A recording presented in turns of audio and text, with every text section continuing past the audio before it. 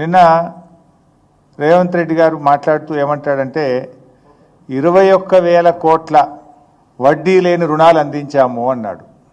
21,000 కోట్లు వడ్డీ లేని రుణం మహిళలకు ఈ సంవత్సరంలో అందించాము అన్నాడు.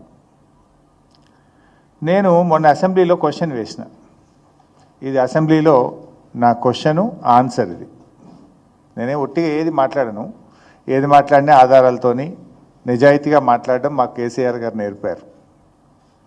ఇది అసెంబ్లీలో మొన్న జరిగిన అసెంబ్లీ సెషన్లో నేను వేసిన క్వశ్చను, దీనికి సమాధానం సీతక్క గారు మంత్రి గారు ఇచ్చారు. క్వశ్చన్లో ఏంటంటే,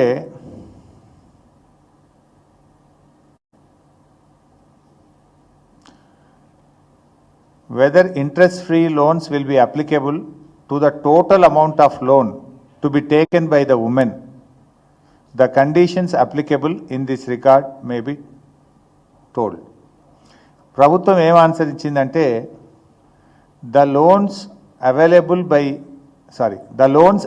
by SHGs from banks and Srinidhi are eligible to interest subvention.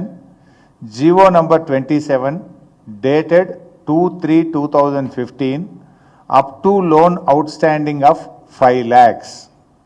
అంటే ఇది కేసీఆర్ గారు ఇచ్చిన జీవో 2015వ సంవత్సరంలో 5 లక్షల రూపాయల వరకు స్త్రీనిధి కింద కానీ ఎస్హెచ్జి గ్రూప్స్ బ్యాంక్ లింకేజ్ కింద కానీ తీసుకుంటే 5 లక్షల వరకు వాళ్ళకి వడ్డీ లేని రుణం అందిస్తామని 2015లో కేసీఆర్ గారు ప్రభుత్వం జీవో ఇచ్చింది. ఆ జీవోకు లోబడి మాత్రమే 5 లక్షల లిమిట్కు మాత్రమే వడ్డీ లేని రుణం ఉంటుంది.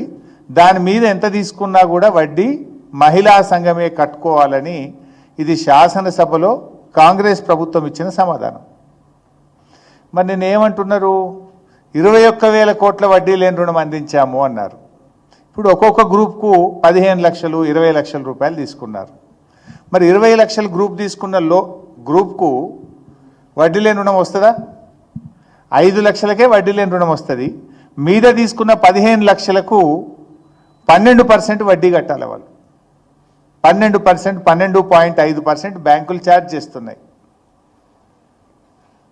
నేను నా నియోజకవర్గ మహిళా సంఘాలతో మాట్లాడి అన్ని ఆధారాలు తీసుకొని అసెంబ్లీ సమాధానంతో సహా బాధ్యతాయుతంగా ఈరోజు ప్రభుత్వంలో అడుగుతా ఉన్నా నేను. అంటే 21,000 కోట్లు వడ్డీ లేని రుణాలు ఇవ్వకుండానే మేము మొత్తం 21,000 కోట్లు వడ్డీ లేని రుణాలు ఇచ్చామని చెప్పి ఈ రాష్ట్ర మహిళల్ని రేవంత్ రెడ్డి మోసం చేస్తున్నాడు, దగా చేస్తున్నాడు.